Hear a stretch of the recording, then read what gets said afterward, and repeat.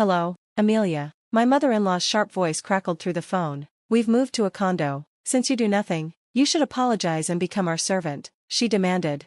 Her words left me shocked and furious. I gripped the phone tightly, staring at my empty, quiet house. Something felt off, everything was gone, even my work documents and computer. Heart racing, I called Xavier, desperate for answers, but when he answered, his voice was cold. Mom told me everything, he said. You need to apologize to us first. His words hit me like a slap, and something inside me broke. My name is Amelia. I live with my husband, Xavier. When we first got married, I never imagined things would turn out like this. We live in a 2-story house with many rooms. 3 months after our honeymoon, Xavier said he wanted his parents to visit. My parents should come stay with us, he said. Your parents are gone, but mine are still alive, and I want to show them we're doing well. I agreed. My parents had passed away before I met Xavier. My dad died in an accident when I was in high school, and my mom, who worked tirelessly to support me, collapsed one day and passed away from exhaustion. After their loss, I worked hard to become independent. That's when I met Xavier on a blind date set up by a college friend. I wanted to marry someone who loved and respected their parents, and Xavier did. He even cried when he learned both of my parents had passed, saying he felt sorry I couldn't take care of them. His sympathy touched me, and I believed we could build a loving family together. Because I lost my parents early, I wanted to take care of Xavier's parents, thinking it was a way to honor family, but instead of appreciating my feelings, his parents crushed them without mercy. A week after Xavier asked me to show his parents our home, they came over. Oh, this house is quite old, my mother-in-law said, rubbing her chin. It was true the house was old, so I didn't say anything. Isn't it? Xavier agreed with his mom. I've been thinking the same thing. This house is shabby. You're right, Mom. I couldn't argue with his mother, and honestly, I didn't mind. Then my father-in-law asked, if you're planning to live in a house for a long time, wouldn't it be better to buy a condo or a new house? Why didn't you do that? Xavier looked at me. I was about to explain, but he interrupted, saying, Amelia insisted this is the house for us, and I didn't want to argue. We're newlyweds, so I decided to listen to her. That's why we live here. The way Xavier said it made it sound like I was being selfish for wanting to live here. His parents looked at me in confusion. I knew I had to say something, but before I could, Xavier slapped me on the back and said, we're doing fine, Mom, don't worry about us. His parents looked uneasy, and that made me feel anxious too. They were planning to go to the theater nearby, so they looked around and quickly left. I couldn't fix what Xavier had said, and they left still confused. I didn't know then, but this misunderstanding would cause problems later. After seeing our house, my mother-in-law started calling me when I was busy at work. Amelia, she would say, let me tell you something from experience. Don't expect your husband to do everything you want. You're married now. You miss your parents because they didn't spoil you, didn't they? But that's not how it works. Wives shouldn't be spoiled. When I saw these messages piling up after work, I felt overwhelmed. Why do I have to read this? I sighed. I didn't expect her to say things like this, but I knew why. When Xavier invited his parents over, he made it sound like I selfishly wanted to live in this house. I think he cut me off on purpose when I tried to correct him. I told Xavier he needed to fix what he said to his parents about me being selfish, but he just frowned and said, why don't you tell them yourself? They already agreed with me. It's not something to worry about. Don't call them. If you suddenly said something different from me, it would confuse them, and they wouldn't be able to eat their meals. I didn't believe that telling them the truth would make them lose their appetite. They were fine eating when I talked about losing my parents, so this shouldn't affect them, but I didn't want any problems, so I decided to stay quiet like Xavier asked me to.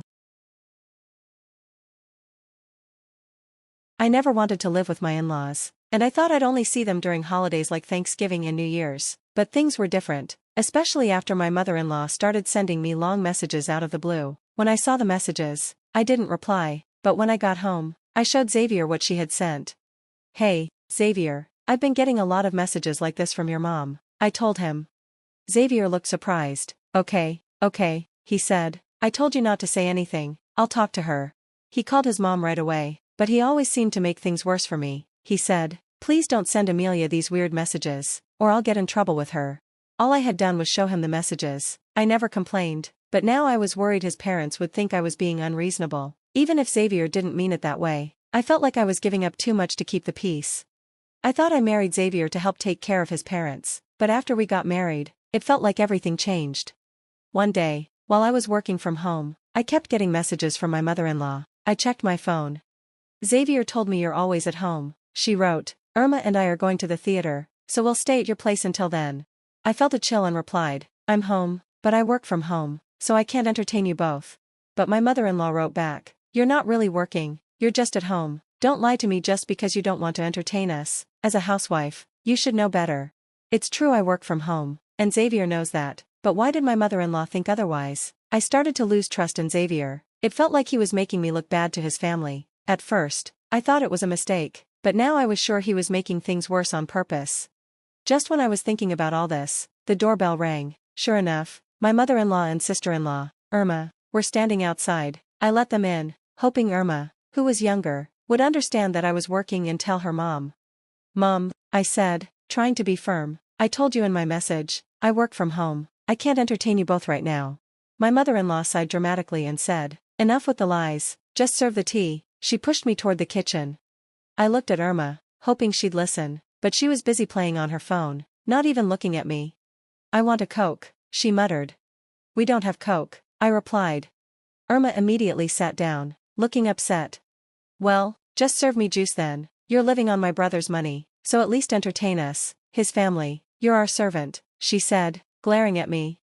My eyes widened. I married Xavier, but that didn't make me a servant to his family. I snapped back. I don't know what Xavier told you, but I'm not living off his money. I have my own job, and you're interrupting my work. I knew if I didn't speak up, they'd just look down on me, so I grabbed Irma's arm, made her stand up, and led her to the door. Hey, I'm Xavier's sister. How dare you treat me like this and kick me out, she yelled. Then I kicked my mother-in-law out too. She glared at me and shouted, I welcomed you into this house, a poor woman like you. How dare you? If Xavier had left you, you'd have starved. I stared at them both coldly. I can live without Xavier, so you're the ones who've been tricked by his lies and treated me like a servant. You idiots, I yelled, slamming the front door. Irma and my mother-in-law screamed at the door for a while, but I ignored them. Soon, they left. I wasn't worried because I knew the neighbors would probably be on my side, no matter how much noise they made. Later that day, Xavier came home and told me what his mother and Irma had said to him. I can't be with someone who ignores my family. If this happens again, I'll divorce you right away, so sign these papers, he said, handing me divorce papers with his name on them. I had never wanted this, but I had reached the point where I was ready to get rid of a husband who kept lying about me and ruining my reputation. Without hesitation, I signed the divorce papers and hid them in the back of the cabinet. That night, I took them out and kept them with me. The next day, I went to a meeting and came home to find the house empty. My room was untouched, but all my work documents and computer were gone. I tried calling Xavier, but before I could reach him, my mother-in-law called. Hello, Amelia, Xavier, Irma, and I moved into a condo. You do nothing, so you should apologize to us and be our servant. I won't tell you where we live until you get a real job. You'd better learn how helpless you are, she said, ending the call. Something inside me snapped. I hung up and immediately called Xavier. He picked up the phone. Mom told me what's going on, so you need to apologize to us first, he said. I interrupted him. I'm filing for divorce, and if you don't return my things that you took today, I'll call the police. Also, the furniture in this house was mine, right? I'll file a report about that too. You're out once the divorce is final. I'll make sure you and your family are treated like criminals. I hung up and quickly filed the divorce papers at the municipal office to prevent Xavier from undoing them. Later, while I was at a coffee shop, trying to calm down, I found out that Xavier had hired a contractor to return my belongings and move the furniture back into the house. When I got home, Xavier was there, finishing up the move. I sat down at my computer, which I used for work. What did you want with my computer? I asked. Xavier, sweating, replied, my sister wanted a new computer, and we thought yours was a good one. I looked at the contents of the computer in disbelief. Good for you, I said, because if you had deleted any work-related data, my company would have sued you and your family big time. Xavier turned pale. I glared at him. I see you've moved into a townhouse. Where did the money come from? You told me you couldn't afford rent and expenses because you owed $20,000 and were trying to pay it off. I let you live here in the house I inherited from my parents so I could take care of you while you paid your debt. So where did you get the money for the condo? I demanded angrily. Xavier looked uncomfortable. Well, actually, I didn't have any debt. My parents wanted to live in a condo, so I was saving for it, he mumbled. I sighed heavily. I'll get a lawyer. I'll make sure I get my share of the money I've been contributing to our living expenses, and I'll charge you for the money you owe me, since you always said you didn't have enough. I added firmly, I'm not just going to forgive you because you're crying. During the meeting with the lawyer, Xavier agreed to pay me a large amount of money to keep me from revealing that he had lied to me. He mentioned they had moved to a townhouse, but after losing all their money, they couldn't afford to live there anymore. Each time my lawyer called him, Xavier used his paid vacation days to avoid the meetings, which delayed everything. When his boss asked, "Why do you need so much time off?" Xavier said it was for meetings with my lawyer. Shortly after, his boss called me and said, "It's awful that you're getting alimony after cheating on Xavier. Is he lying to you too?" I sighed and gave him my name, telling him to look me up online. The boss apologized after finding out I was a well-known businesswoman earning $600,000 a year. I explained to him that Xavier was speaking badly about me because he couldn't accept that his wife made more money than he did. I didn't want people to think badly of me, so I asked the boss to correct the situation. My company worked with Xavier's employer, so he had no choice but to listen. As a result, Xavier's salary was cut, and he was demoted, which made it impossible for him to afford his apartment. When Xavier couldn't afford his lifestyle anymore, he finally told his family the truth. Later that day, my mother-in-law called me non-stop. I had 47 missed calls from her. She wouldn't stop bothering me, even though I was working, so I blocked her number. The next day, my in-laws and Irma showed up at my door. "Xavier is sorry," his mother said. "Stop making things harder for him." Irma added, "I didn't know my brother didn't make that much money. He always seemed rich. You can live with us if you want." I opened the upstairs window, picked up my phone, and called the police. "There are 3 suspicious people causing a disturbance in front of my house right now."